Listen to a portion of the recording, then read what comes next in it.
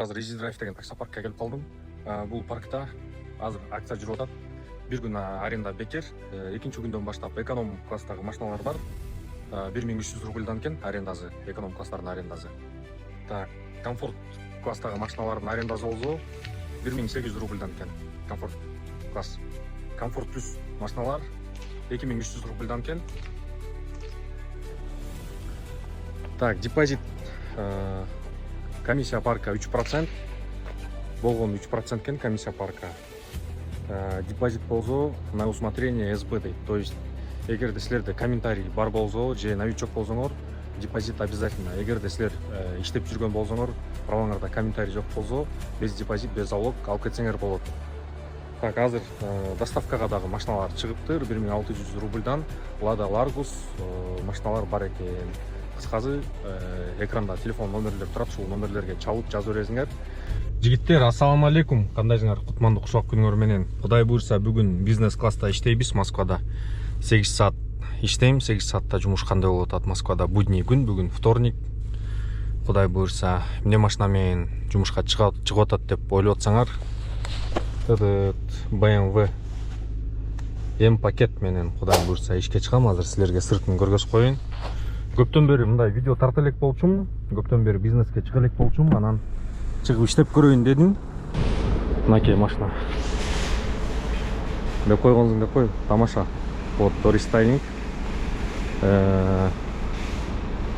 Дорестайлинг M пакет. Жылы 2020. Бизнес. Анан водитель тарифте иштейт. Цвет темно-синий. Ошо любой темный цвет менен жумушка чыга берсе болот, иштей берсе болот. Кара, ак, анан темный, любой темный цветтечи. Кстати, бул деле переделанный рестайлинг экен, немеси. Монитору кичинекей экен да. Негизи рестайлингтердин монитору чоң болот. Экөөнүн салону бирдей эле экен, переделанный экен да.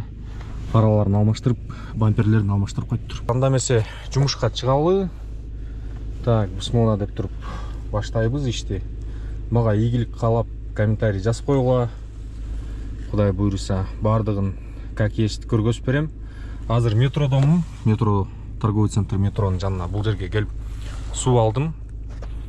Суу алып, кандай суу алдым, жана бизнеске кандай суу керек деп мындай силерге кызык болуп атса, обычный эле суу мындай шишкинес деген бир штугу 30 рубльдан 0,33 литр. Буну алып туруп коюп койдум.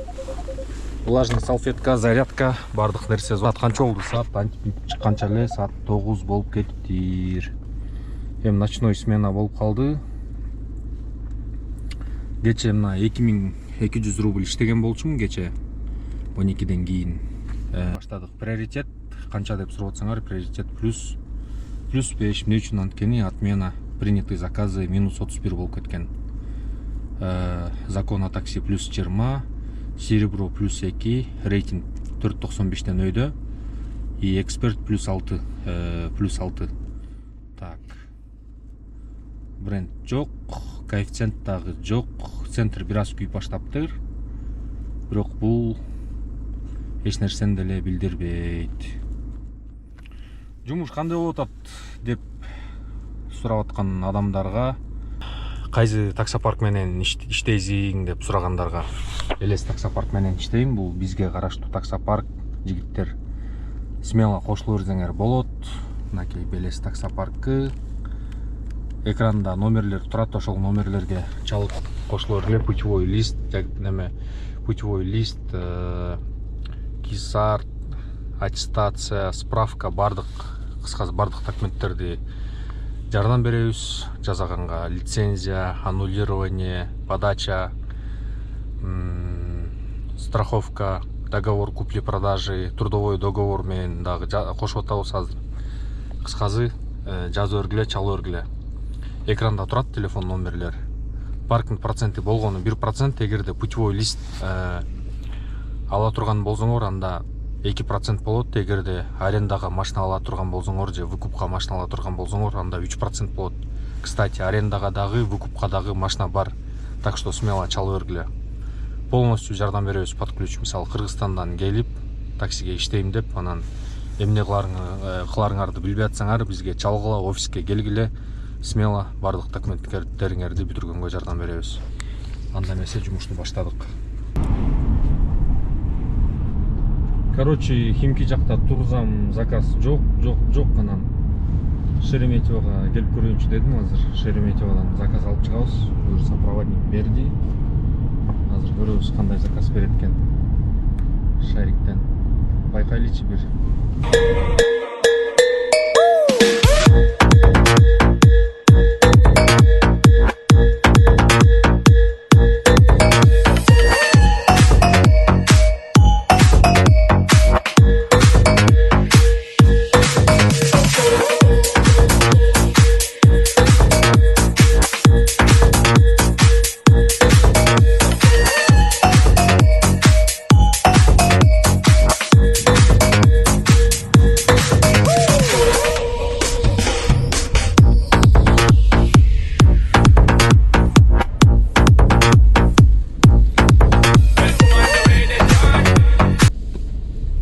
Geldim, Şarik'e geldim. Эми очередке койсо көрөбүз канча убакытка коет экенин.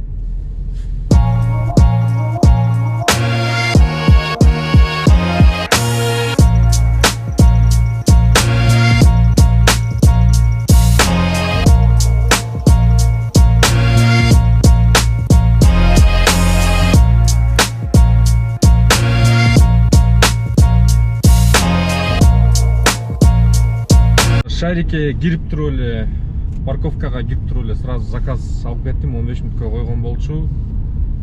2 заказды берди, экөөнү тең отмена кылып, үчүнчүсүн без коэффициент бергенде алыш керек, потому что очередтен чыгарып коет да. 39 минут 50 километр проспект Вернадскийге алдым заказ, без коэффициент.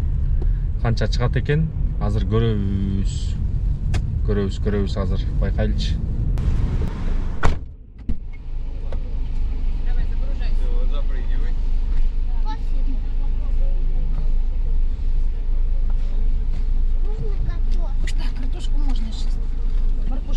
С той стороны сесть?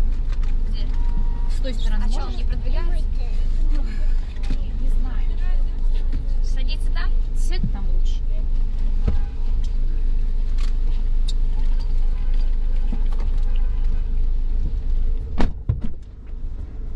Аккуратно.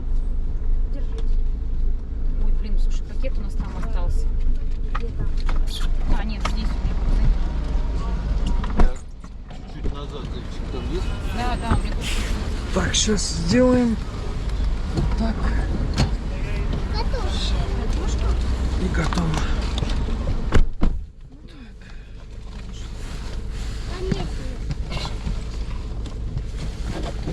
Ого, что там покупали такое? Пристегнулись?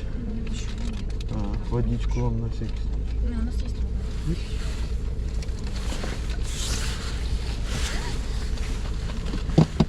И 38 мүнөттө алып келдим.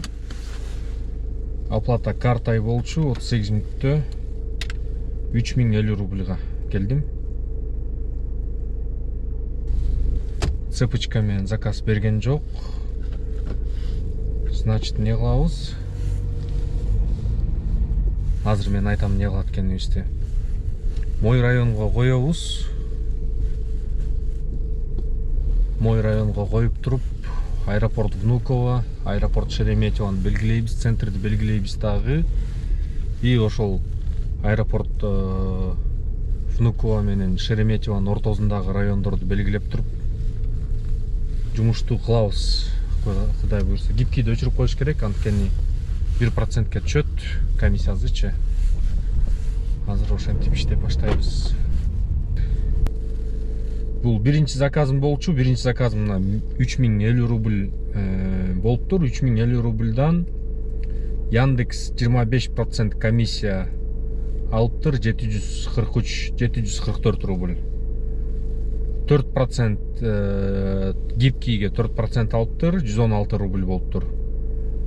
Так, и сборы с пассажира дейт минус 71 рубль. Подача с парковки аэропорта дейт. 71 рубль. Ничего себе. И налог 122 рубль налог алып тұр. И в итоге маға 1996 рубль қалып тұр. 3050 рубльдан. И 1996 рубльдан кемитебиз машинанын арендазын, бензинди, обедти кемитебиз. Ошондо таза өзүмө где-то бир канча калат. Жаз койго комментарийге. Бизнесте да ушундай көп болот. Мынакей экинчи заказды жеткиздим 12 мүнөттө 880 рубль болду 12 мүнөттө. Өзү түшүп эле эшикти ачтырбай эле кайра жеткенден кийин өзү түшүп кетти. Рахмат.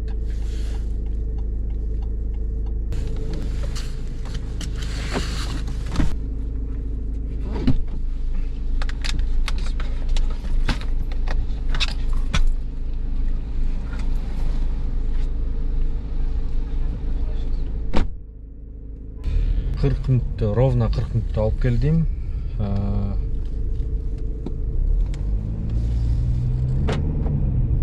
2980 рубльга. 2980 рубльга ровно 40 мүнөттө.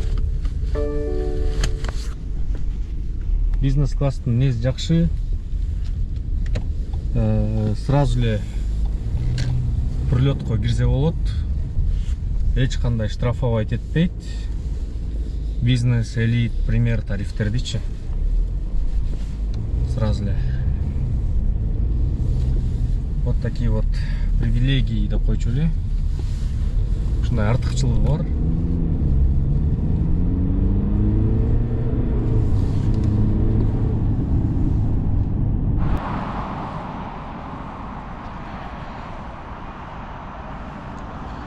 Бир сыйра жудум машинаны чайкап. 250 рубль кетти. Мынакей, силерге подробно көргөзүп коеюн машинаны. Мынакей.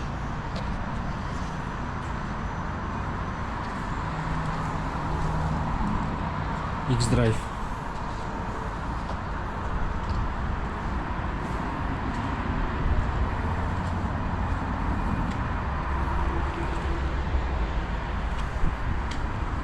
Пакет.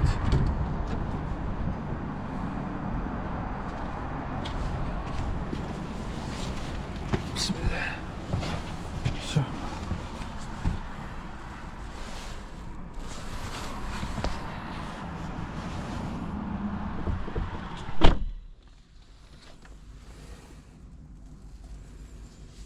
Так, көрөлү эми.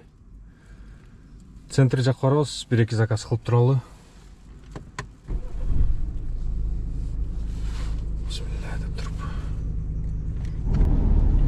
Силерде да ошондой болобу жигиттер? Мисалы, мойкага кирип, анан кийин мойкадан чыккандан кийин машина сонун жүрүп калат го, мындай титиребей, сонундай жумшак болуп, мындай бат катуу, мындай тарткандай болуп.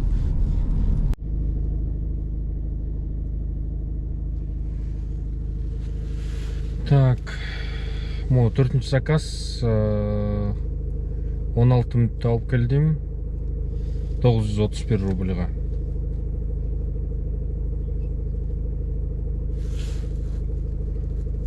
Так, эми центрди көздөй айдайлы. Азыр что-то заказ азайып калды. Канчанчы заказ болуп кетти? 3-чү, так, 3-чү дейм да. 5-нчи заказды алып келдим. 29 мүнөттө 1770 рубль. Так, достор, 20 мүнөттө алып келдим, 20 мүнөттө ровно. Канча болду? Ровно 20 мүнөттө 1678 рубльга. Шереметьево терминал Сыга. Канча жолу келип атам? Комментарийге жазып койгула.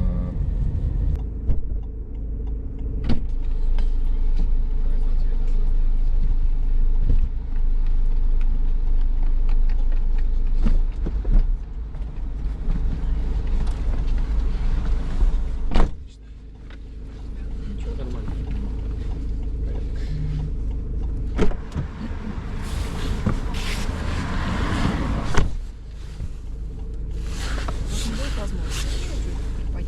Да-да-да, конечно, сейчас.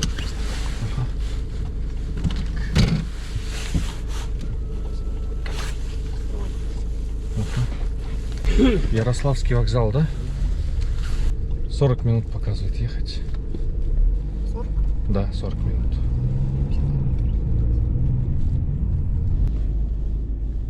Так, вокзалға келдім. Ярославский вокзалға Шереметьеводан 52 минутта алып келдім. Так, сумма 2785 рубль болды. Өтө жакшы, өтө жакшы. Домодедовага заказ берди, албай койдум Домодедовага. Эмне үчүн? Эмне себептен? Анткени ал жак азыр пробка.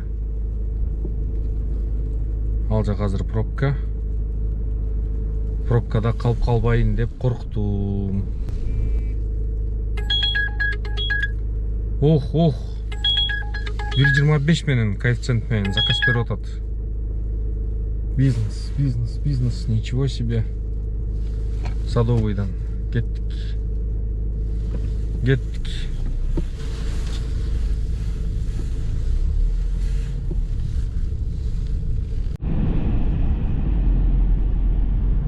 Бир 25 менен алган заказым кай жакка барат экен көрөлүчү, мага өтө кызык болуп атат. Домой базылуу болчу, кимки тарапты көздөй. Мен ойлоп атам, аэропорт Шереметьевоға алып барат окшойм деп, бирок 1.25 коэффициент деген өтө жакшы. Нормально чыкса керек бир Шереметьевоға чейин бир 3.500-4 000 чыгып калса керек, эгерде Шереметьево болсо да. А так ближний заказ болушу мүмкүн. Көрөбүз азыр. Москвада движение кадимкидей көп азыр. Движение көйүп калыпты.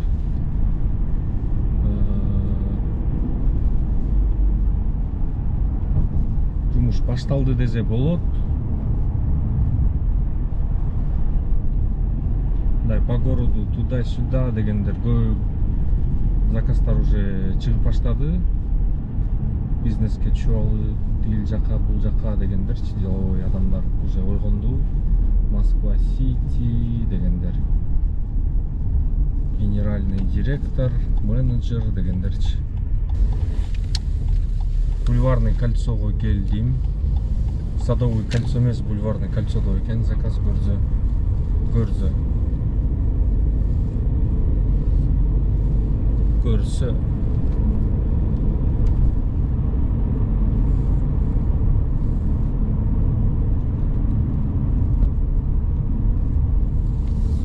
Так, бул жерден оңго. И дагы биринчи поворот оңго. Переулка киребиз, биринчи переулка. И ушул жерде экен заказ.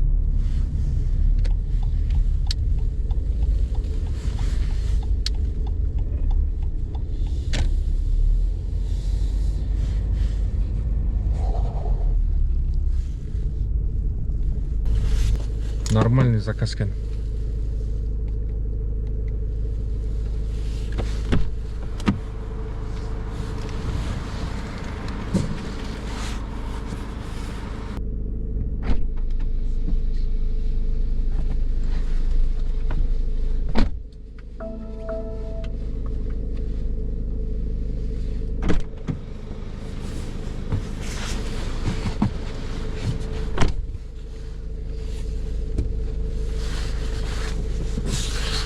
Поедем в Берзарина, да? 37. Так, заказды тыштадым. 24 минутта алып келдим, 1608 рубльга. 1.24 деген коэффициент менен. 1.28 деген коэффициент менен берип атат. Карамышевская набережная дейт. Не кылабыз, алабыз да.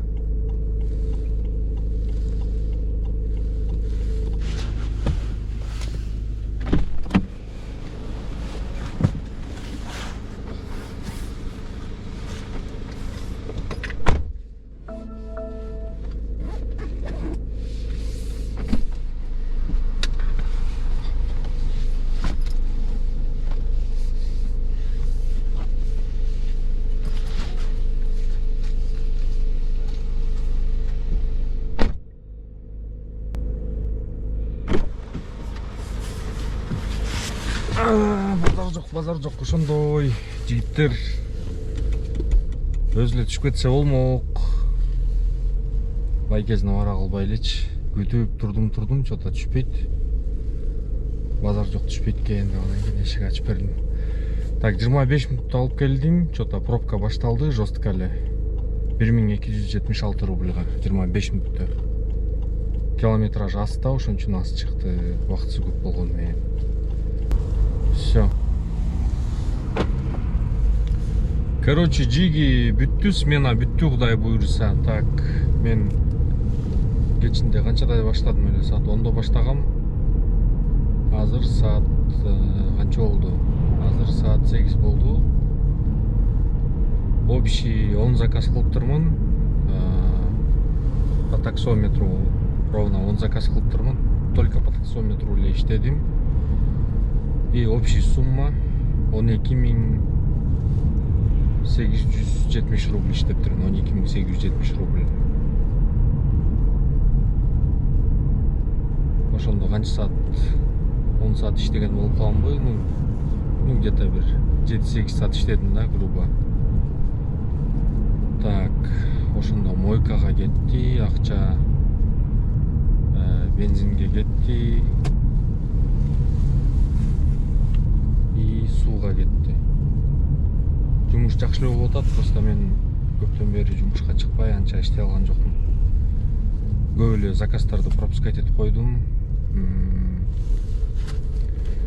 Кыскасы, получилось как получилось дегендейчи. Эми прям идеально иштеп, бир 20 миң, 25 миң иштеп анан кийин ушундай жумуш укмуш болуп атат деген ситуацияны эмес. Кээде болот, кээде болбойт деген ситуацияны көргөзөйүн дегем силерге, эми как есть. Приукрашивать этпей, эметпейчи, эми коздобой. Кыскасы ошондой. Жумуш жакшы эле болуп атат. Просто бүгүн могу неме күнү болуп калды. Вторник, так, среда. Вторник, среда болуп калды и мындай будний күндөрү көбүнчө күндүз болот да жумушчу, ночь анча болбойт жумуш. Выходной күндөрү иштеш керек, ночко чыгып. Пятница, суббота, воскресенье күндөрү ночко чыгыш керек. Ошондо жумуш жакшы болот ночто. Анан будний күндөрү эмки видеолордо будний күндөрү күндүз чыгып иштеп көргөзөм. Эрте менен эрте чыгып кечке чейин жумуш кандай болгонун. И выходной күндөрү дагы чыгып иштеп көргөзөм. Пятница же суббота күнү тоже толук сменаны 10 саат 12 саат толук сменаны иштеп тартканга аракет кылам, Кудай буйруса. Просто убакыт кичине азыраак болуп калды, ошого байланыштуу. Мен да уйкум келип күндүз бөлөк жумуштар менен жүрүп калдым эле, кеч жумушка чыгып калдым да сменагачы. Анан уйкум келип жакшы иштей албай калдым. Ошондой достор, аракет кылдым силер үчүн иштеп көргөзүп, как есть тартканга. Силер дагы лайктан басып, комментарийден жазып койгула. Ишиңерге ийгилик, бекемден солук. Эмки видеолордон көрүшкөнчө, ассаламу алейкум. Дагы айта кетейин жигиттер, мындай слух тарап кеттир могу Москвадачы. Эми как бы таксистердин арасындабы билбейм, жанат немесин алдырырды, аризолордун алдырырды, таксопаркта белесте депчи. Ошо жанат таланттар машинасын алдырырыптыр, лизинговый компания алып кетип калыптыр дегенчи. Жок, ал андай случай болгон жок. Эгерде ошондой случай болсо мен ачыгын эле айтмакмын, мындай болду депчи. Мен просто аризо өзүм албадым беле. Аризо алып, анан кийин аризо айдабай калганга байланыштуу көбү ошентип ойлоп калыптыр да. Анан андай болгон эмес, Кудайга шүгүр, андай да болбойт. Кудай сактасын андай нерседен. Анан андай болгонго аракет кылып атабыз, чтоб андай болбош үчүнчү вовремя төлөп